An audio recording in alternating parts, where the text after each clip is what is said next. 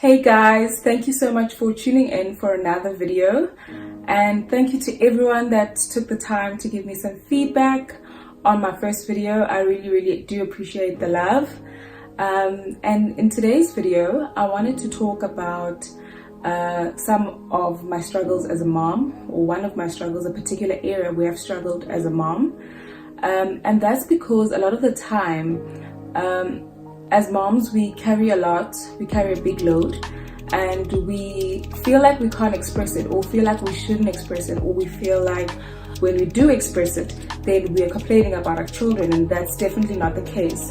So yeah, I just wanted to address it and just like talk about just some of the things that I've really struggled with, and sort of connect, because for me, the reason why I started my blog was because I felt a lot of the time that I wasn't hearing or seeing conversations with women where we're talking about, you know what, this motherhood thing is really hard, and it's always positioned as something that is easy, comes naturally and all of that. And as much as it does for me, and I do feel like there are some elements of motherhood that are quite easy and natural for me, it doesn't mean that I don't struggle. And today I just wanted to address that and to say, we all struggle as moms in some area or another. And this is irrelevant or to the fact that you might be married or whether you're a single mom. This really is irrelevant. You as an individual, you carry a big load and you have all these responsibilities, and it's difficult to juggle everything. And I know that mom guilt is a term that is thrown around quite often, but for me, and I know for many others, it's actually a reality. I mean, we go to work, we come back, we take care of our families, we cook, we do homework, we put kids to bed, we play, we entertain, we take them to extramurals, we're balancing all these things all the time, and that's just around our household. And then there's other responsibilities and other things that happen outside of our household. What about the things that we're passionate about? What about our work? What about wanting to explore and further our studies? Our hobbies, going to gym. There's just so much that we have to handle in one day, and it's not always easy to juggle those priorities. And of course, at different times, different things will take priority over the other. For example, if you've got a work project, obviously, that requires you to work late, there'll be a time where you kind of compromise on family. But a lot of the time, we will compromise and put those, that extra effort into things that are not necessarily directly for ourselves. And that is kind of like the issue, and that's where my struggle has been a lot, and it's something that I am continuously working on trying to improve, because I found myself in a space where I'm like, I'm really passionate about sharing my messages with other mothers and sharing the things that are on my mind, but I'm always thinking at the end of the day that maybe I'm wasting time that I could be spending with my kids. But honestly speaking, it's something that's always on my heart and something that I really want to do, because I believe that it's one of my gifts and one of my purposes here on earth is just to empower others and really share my story and share meaningful ways to uplift other women. So that's really where it started. That's really what sparked me wanting just to talk today about how we can try to start managing those emotions and managing those feelings around that guilt that comes with being a modern mom trying to balance everything. And I just wanted to say that I think it's good for our children to see us balancing different things. I think it's good for them to see us going to work, to see us doing things we love. Like, I do Pilates on a Monday evening, and sometimes I take my kids with me. But normally it's like my time to just connect with myself, switch off from the rest of the world. But they know, like, on a Monday night, mommy goes to gym. That's what they call it, mommy goes to gym, and they know that it's my time. And I feel like it's really important for our kids to see that we are well-rounded individuals. As much as we want to groom them into being all-rounded, why shouldn't we? And why shouldn't they see us doing the different things that we love and enjoy as well? So I think it's quite healthy for them to see that, and for us to show them as well that, you know, mommy's not the only person to take care of you, or the only one that's supposed to cook, and, you know, all these traditional roles that women and mothers have played in the past.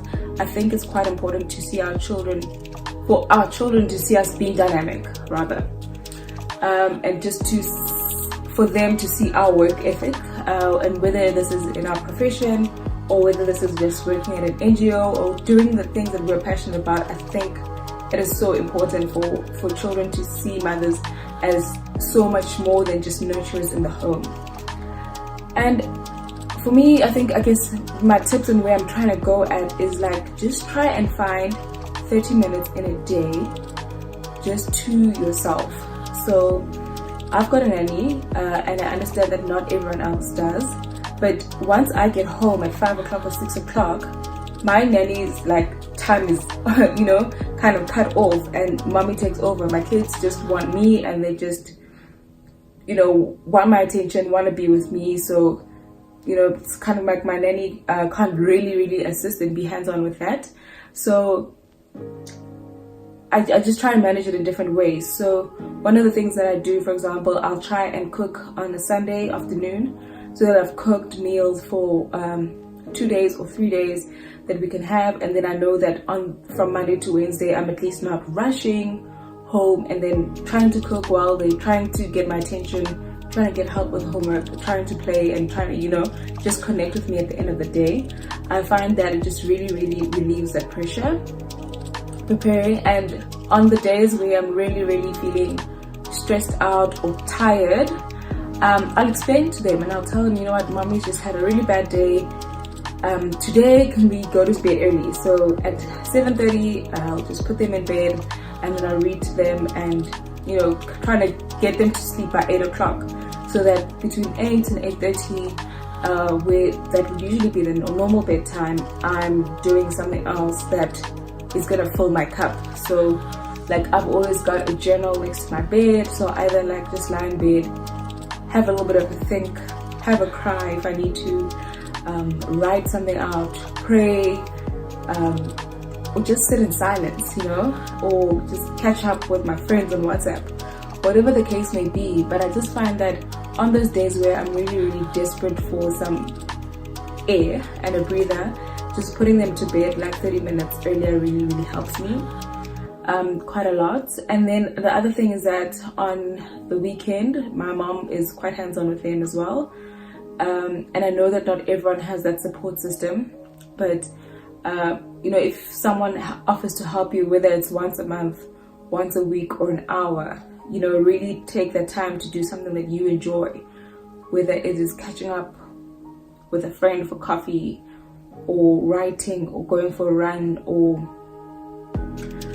I don't know, watching series and just like binging on the couch, whatever that looks like for you. You know, I'd really try to grab that opportunity to do that.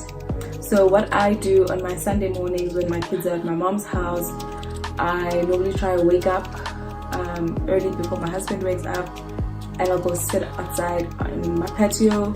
I'll make a cup of coffee, and I'll sit on my yoga mat with a pillow, and I'll just sit in silence, just sit and think. And that is just the best time. Sometimes I'll take a notebook with me because I'll have ideas, or I'll have something that I want to journal about and just really get off my heart. But yeah, most of the time it's just about just sitting and just being with myself and not having anyone like calling my name. And then I will, like, after that, then I'll try to spend a little bit of time with my hubby, like maybe go out for brunch with him, and then I'll come back and I'll do a bit of work, because I feel like my passion and my little baby, which is my blog, is like so important to me. So I really like to take the time, whether it's an hour or two on a Sunday, to just work on it.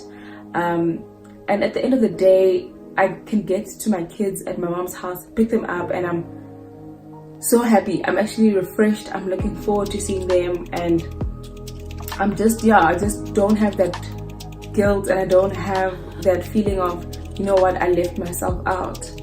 And I think that it took me a long time to be able to manage it and get to this point, because I think, you know, a lot of the time we think when we're spending time with ourselves, it could be better given to our kids. You know, I could have been at the park with them, or I could have done something with them, or spent the time with them. But at the end of the day, when do we get to refuel and recharge if we are continuously taking care of everyone else and not taking care of ourselves?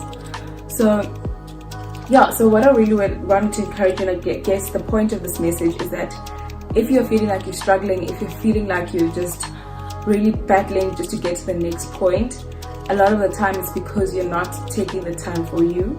And I really want to encourage you to start making it a part of your daily practice. If you're not getting it to a daily, some of your weekly, make it part of your weekly practice, but really start to think about ways where you can fuel yourself so that you can be a better and more fulfilled mom for your kids. The guilt will be there. I think it will always be there. And it comes and goes, but it doesn't mean that your life should stop when you're a mom. Find ways to really do the things that fill your heart up and make you so happy, and in return your kids will get a happy mom.